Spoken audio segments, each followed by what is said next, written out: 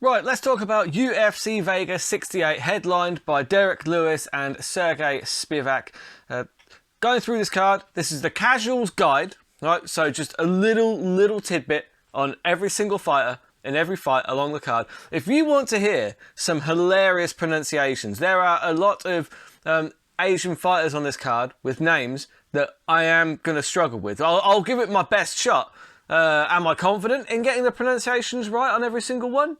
No, not at all. Not at all. But you know what? God loves a trier. And I'm nothing if not a trier. So let's crack on.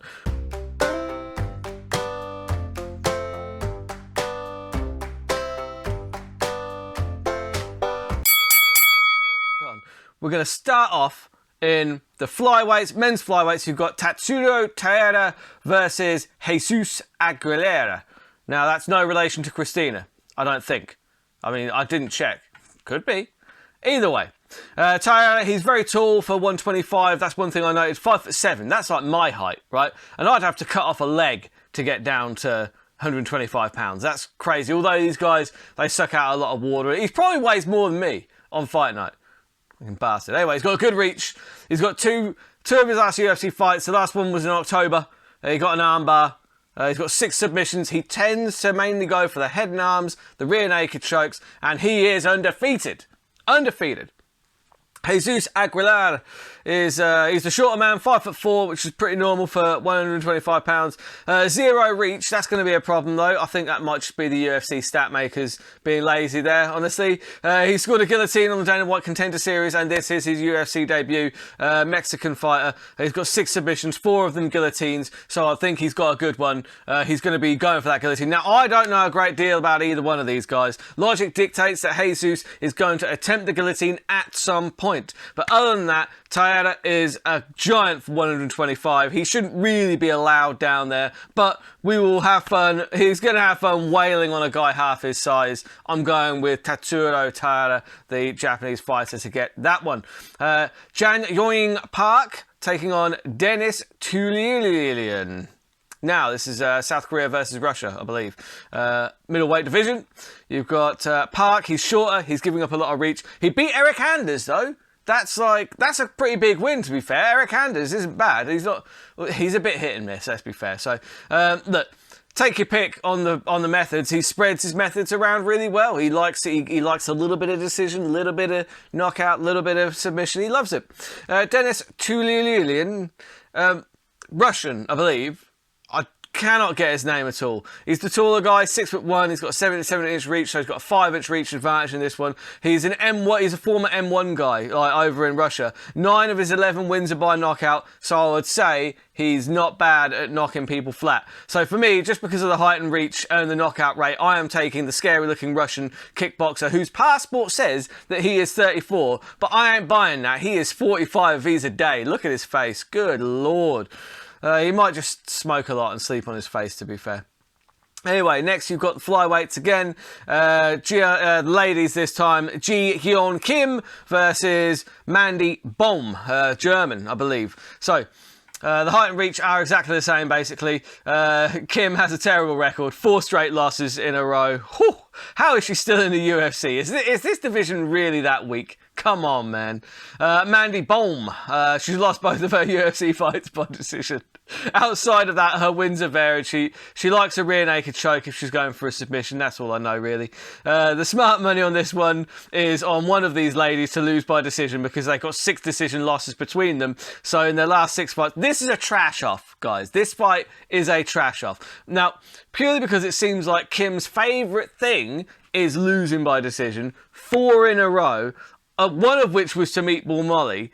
I'm going to reluctantly pick the German here. She is the underdog, but look, neither of these ones are going to look good, all right? The real losers are the fans in this fight, honestly. So, moving on. You've got Seung-Guk Choi versus Hyun-Sung Park. Now, I think these guys are both South Korean. I'm not 100% sure. Now, it says that they're 2-0. I don't know what's going on here, because I've noticed a lot of, on this card, most of these guys are all 2-0, but actually they're not. I don't know how accurate the records are on ShareDog, but meh. I don't know. So either way, they both fought on this road to the UFC. I'm starting to think there's a pattern emerging here, that the road to the UFC might be something. I've completely missed it. I don't know what the hell it is. Either way, Choi's won 2 fights on the road to the UFC. Sherdog says that he is 6-1 rather than 2-0. No idea on his fighting style. Never heard of him. Park, his nickname is Peace of Mind. That's pretty.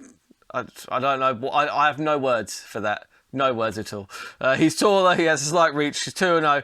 Sherdog says that he's 7-0. He's got 2 road to UFC wins. Is this the road to, is this the finals? I don't know. I really don't know. Anyway, he's a finisher, he's got 3 submissions, 3 KOs. I'm taking the Sherdog record on this one. Peace of Mind says that he's a finisher, and for no other reason than that, like Sherdog says that he's 7-0. That's good enough for me. I'm going to take Peace of Mind Park in that one.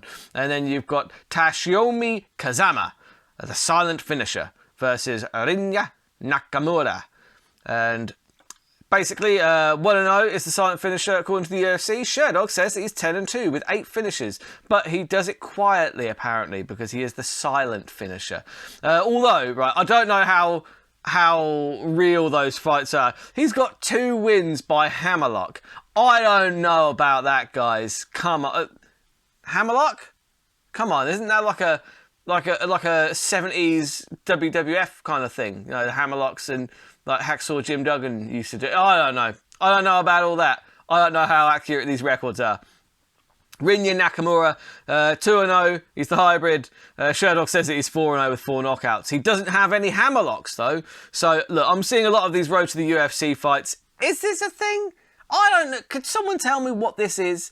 Let me know in the comments, please. I don't know what the road to the UFC is, but all of these fighters seem to have 2 road to the UFC wins. So I'm guessing this is the next leg. I don't know. I'm taking Kazama by hammerlock because he loves doing them so much. Jing Yuan Lee, the Korean Tiger, versus Yi Za. Now, the Korean Tiger, he's 2-0 according to the UFC. Sherdog says that he's 9-1 with 4 knockouts and 3 submissions. He's taller, he's got a bit of a reach. He likes an armbar. He's got 2 road to the UFC wins. This is definitely a thing, isn't it? I don't know. Is this a thing? I really should have looked it up. I can't be bothered. Yiza, 2-0 according to the UFC. Sherdog says 21-3. 10 submissions. He goes a lot for the neck. Rear naked chokes. High percentage submissions. I respect that. All right. 2 road to the UFC wins. One of them was Nambar. I think that this might be some sort of competition over in Asia because all of these guys seem to be Asian that are in it. And it seems like they've all got 2. I think this might be the next leg of the road to the UFC, honestly. Look, if Za really is 21-3, I'm taking him to win with quite a lot of confidence. Then you've got lightweights. So you've got Jeka Saragi against against Anshul Jubli. Both 2-0 according to the UFC. Saragi is Wiki says that he's 13-2. He's got a lot of KOs apparently, like two knockouts on the road to the UFC. One of them was spinning back fist. So maybe he might have a bit about him. You don't know, do you? And then you've got Jubilee. Apparently he's 6-0 on Sherdog. He loves a decision though. I'm taking the knockout by KO. So Sadiki by KO. Then you've got Yasaku Kinoshita versus Adam Fujit. Now, Kinoshita lost his UFC debut. He's got 4 knockouts. His last one was on the Dana White Contender Series. He's only 22 though. Very, very young. And you've got Fujit, who is 4 knockouts, 3 submissions. He's 8-3 in total. So he's a finisher. He's lost his UFC debut, so he might bounce back. These guys are welterweight, by the way. So for me, I'm going to take the younger guy who hasn't lost in the UFC yet. I don't know. Like, half of these guys don't even have pictures. How am I supposed to know who these fellas are? Do Ho Choi. I do know this guy. Do Ho Choi. That's a name I recognise. 14-3, 145 pounds. Against Kyle Nelson. Never heard of him. Canadian fella, I think. Very pale. Very pale. So I'm thinking Canadian. He's not Choi. Not fought since 2019. He wasn't having the best time. He got knocked out by Stevens and Jourdain. No real shame in that, honestly. He did start his UFC career with 3 straight knockouts, so if he can regain that sort of form, maybe the little rest has done him good. Because, as I say, we haven't seen him since 2019. Kyle Nelson, he has a bit of a salty record, honestly. He's an all-rounder. He's very pale. He wins at paleness. He doesn't win this fight, though. Choi is going to get the knockout there. Marcin Tybura. Now we're getting to the meat and potatoes of it, aren't we? Because we're getting some names that I recognise. Marcin Tybura, obviously you know who he is. You've got against Blagoy Ivanov, former Bellator poster boy, pillar of, I don't know, a guy who used to be in Bellator. Anyway, Tybura is the taller man here, 6'3", he's got 78-inch reach, so he's got the reach. He's very good from top position, especially from half-guard top. The ground and pound Tybura lays down from half-guard top is really, really nasty. He tends to go for position, he gets his base, ground and pound. And he stopped the hype train of Romanov in his last fight. That was really impressive. I did not expect that. Then you've got Blagoy Ivanov. He's hard to beat. He got stabbed like 20 times and he didn't tap out. Like literally, this guy stabbed him outside this club like 20 times. And all Ivanov did was just look at him and say, I didn't hear no bell. You know, he's just a tough guy. Built like a fucking bowling ball as well. Anyway, he's never been knocked out. Is that tough? Never been knocked out in the heavyweight division. To never be knocked out, that is something, because those guys hit hard, man. Anyway, he's all-rounder. He just walks you down. He takes one to land one. He just walks forward. Bowling ball physique, just throwing. He also stopped the hype train of Rogerio de Lima, and I did not expect that either. So both of these guys have stopped their hype trains in, respectively. So I think that Tybura is probably going to take advantage of the fact that he's a little bit taller, a little bit longer. He can use his reach, and if this one goes to the ground, I think he's probably going to beat him up from half guard, and he can do it from guard as well, to be fair. So I'm going to take Tybura in this one, probably a decision, because I don't like Ivanov's just so hard to get out of there, man. He's just so tough. Then you've got the 205 pounders Da Un Chung versus Devin Clark. Now, Jung is 6'4", got 78-inch reach, so he's got a big reach advantage over Devin Clark. Jung has got 11 of his 15 wins by knockout. He beat William Knight. His elbows from top position are very, very nice. Devin Clark, 13-7. He's giving up a lot of height. He's giving up a lot of reach. He's also giving up a lot of heart, because I've seen that Devin Clark he quits. He does. When the fights aren't going his way, he just tends to give up and start kind of losing a decision.